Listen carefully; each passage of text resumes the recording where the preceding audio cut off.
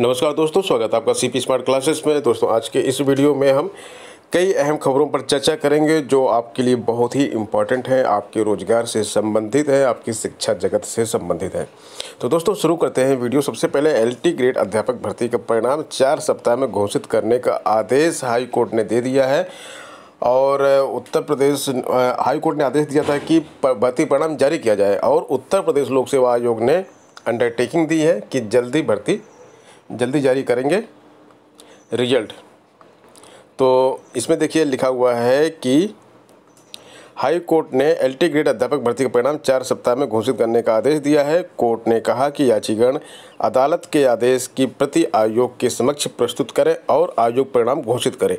भर्ती परिणाम घोषित करने की मांग को लेकर धीरेन्द्र प्रताप सिंह और 20 अन्य ने हाई कोर्ट में याचिका दाखिल की थी। याचिका पर न्यायमूर्ति अश्विनी कुमार मिश्रा ने यह आदेश दिया है।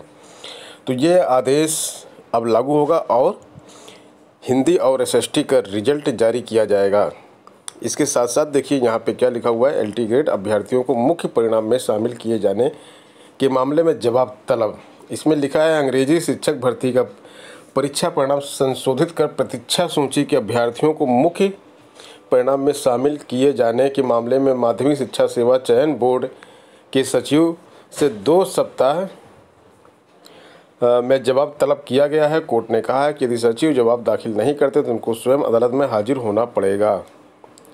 और इसमें यह भी लिखा है कि परीक्षा में सफल हुए कई ओबीसी अभ्यर्थियों के ने परिणाम संशोधित कर धांधली का आरोप लगाते हुए कोर्ट में याचिका दाखिल की। संजीव कुमार व अन्य की याचिका पर न्यायमूर्ति विवेक अग्रवाल सुनवाई कर रहे थे। याचिकाकर्ता का कहना है कि 2016 की एलटी ग्रेड भर्ती का अंतिम परिणाम 28 फरवरी 2020 को घोषित किया गया।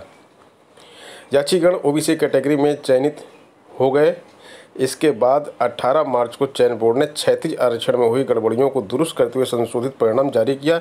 साथ ही कट ऑफ लिस्ट जारी करते हुए पूरा रिजल्ट संशोधित कर दिया। संशोधित परिणाम में कई ओबीसी अभ्यर्थी जिनका चयन सामान्य की सीटों पर हुआ था वह ओबीसी कैटेगरी में वापस चले गए, जबकि याचिकाकर्ता सहित 25 अभ्यर्थी प्रतीक्षा सूची में चले गए और प्रतीक्षा सूची में शामिल 24 अभ्यर्थी मुख्य परिणाम में आ गए। तो ये जो संशोधित परिणाम जारी किया जाता है तो इसमें से इस तरह की उलटफेर होती रहती हैं। और इसी के बारे में 2016 एलटी ग्रेड भर्ती के बारे में ये न्यूज़ है। 2016 की एलटी ग्रेड भर्ती चयन बोर्ड ने करवाई थी और 2018 की एलटी ग्रेड की भर्ती उत्तर प्रदेश लोक सेवा आयोग ने करवाई थी। यहाँ पे 69,000 शिक्षक भर्ती से जो खबर आ रही है उसमें आ रही है कि 45% पदों पर अब नियुक्ति पत्र जारी कर दिया जाएगा। और उसके साथ साथ ही 68,500 सहायक भर्ती का मामला भी अभी कोर्ट में चल रहा है। कोर्ट सख्त है। बेसिक शिक्षा निदेशक को वारंट जारी कर तलब करने की चेतावनी दी है। ये मामला है 68,000 सहायक अध्यापक भर्ती में सफल अभ्यर्थियों को कोर्ट के आदेश के बावजूद काउंसलिंग में न बुलाने पर हाई कोर्ट ने नाराजगी जताई है। कोर्ट ने बेसिक शिक्षा निदेशक को चेतावनी दी है कि यदि अगली सुनवाई तक आदेश का पालन नहीं होता है तो अदालत निदेशक के खिलाफ जमानती वारंट जारी कर उनको तलब करेगी। नेहा परवीन की याचिका पर सुनवाई कर रहे न्यायमूर्ति अश्विनी कुमार मिश्रा ने यह आदेश दिया। याचिका की सुनवाई 14 अक्टूबर को होगी। पीसीएस में सवाल बनी शिक्षित बेरोजगारी। पीसीएस की मुख्य परीक्षा इसमें चल रहे हैं और इसमें जो है पेपर तीसरा दिन था। कल 2 पेपर थे। जीएस के पेपर 3 और पेपर 4 होगा कल, क्योंकि फर्स्ट और 2 पेपर हो चुका था। दोनों पेपर संतुलित और आसान थे। तृतीय प्रश्न पत्र में सोशल मीडिया और डिजिटल इकोनॉमिक से जुड़े सवाल आए थे। उद्योग और कृषि आधारित सवाल भी पूछे गए थे। नीति शास्त्र पर आधारित चौथे प्रश्न पत्र में भी परंपरागत रूप से सवाल पूछे गए थे। जिन अभ्यर्थियों ने अच्छे से प्रयास किया होगा, समसामयिक घटनाक्रमों को ठीक से अभ्यास किया होगा, उन्होंने आसानी से पेपर को हल कर लिया होगा। तो ये बताया जा रहा है। और इसमें जो है शिक्षित बेरोजगारी जो है एक बहुत अहम मुद्दा बन के आ रही है सामने, और उससे भी सवाल पूछे जा रहे हैं। इस बार की पीसीएस परीक्षा में देखिए जो एग्ज़ाम और क्वेश्चन पूछे जा रहे हैं बहुत ही अच्छे और समसामयिक प्रश्न पूछे जा रहे हैं। मैंने आपको हिंदी और एसए का पेपर दिखाया था। इसके बाद GS1 और GS2 का पेपर है मेरे पास। मैं अभी कल वीडियो नहीं बना पाया उसके बारे में। आज कोशिश करूंगा कि आज चारों जीएस के पेपर के ऊपर एक वीडियो बना के आपको पूरी डिटेल इसकी दे दूँ। प्राचार्य पद के लिए 219 अभ्यर्थी अनर्ह हो गए हैं।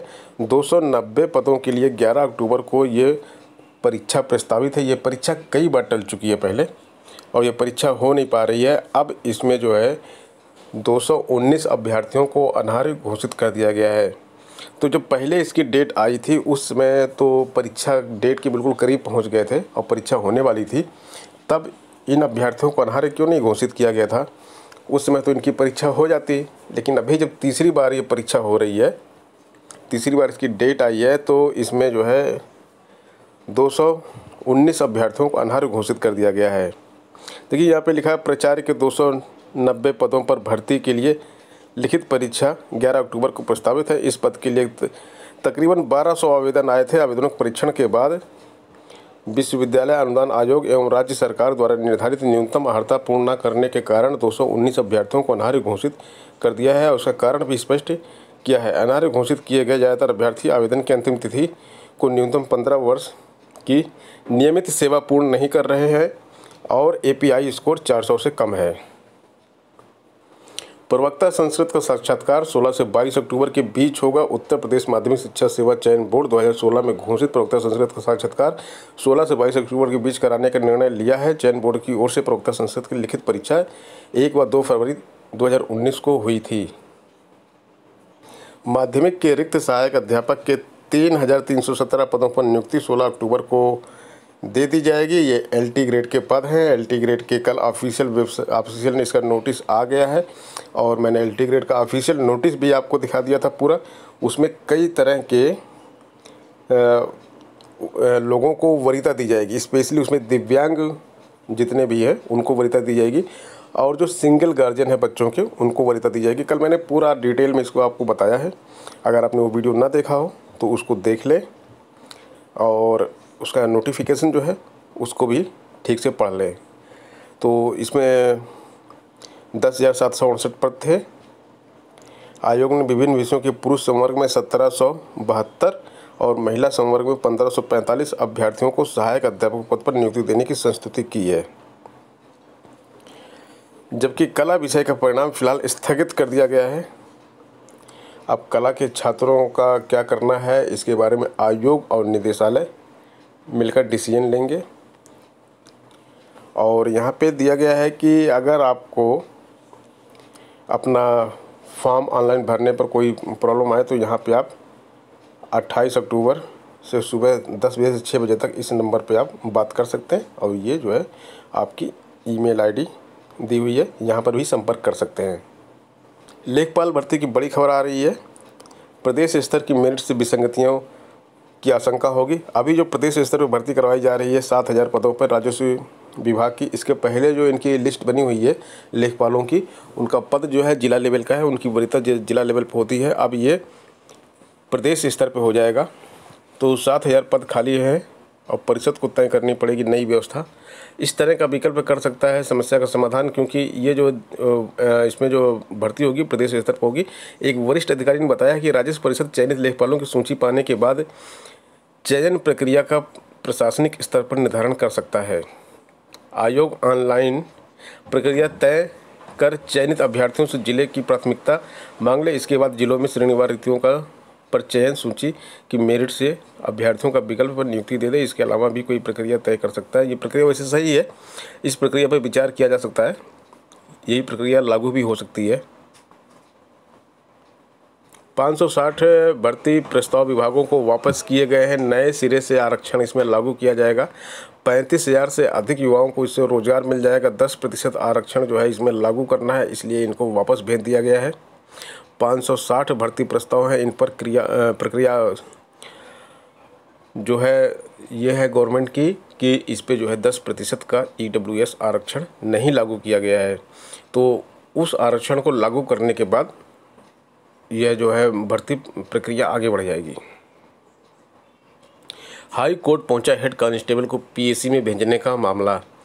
दोस्तों, कुछ हेड कांस्टेबल को PSC में वापस भेज दिया गया था, जबकि इनको SI बनाना था। इन्होंने प्रमोशन की मांग की तो इनको वापस PSC में भेज दिया गया, क्योंकि PSC से ही सिविल पुलिस में आए थे। इसके बारे में पूरी अपडेट आपको समय समय पर देता रहा हूँ और अब ये हाई कोर्ट में इनका मामला पहुँच चुका है। जबकि इनको जो है वादा किया गया था कि इनको जो है डिमोशन जो किया गया है दोबारा इनको प्रमोट किया जाएगा पीएसी में। तो अब देखते हैं इसमें क्या होता है, हाई कोर्ट से क्या निर्णय आता है, क्या इनके फेवर में निर्णय आता है या फिर इनको सिविल पुलिस में वापस लिया जाएगा। तो दोस्तों ये थी आज की प्रमुख खबरें। मिलते हैं नेक्स्ट वीडियो में नई अपडेट के साथ। धन्यवाद।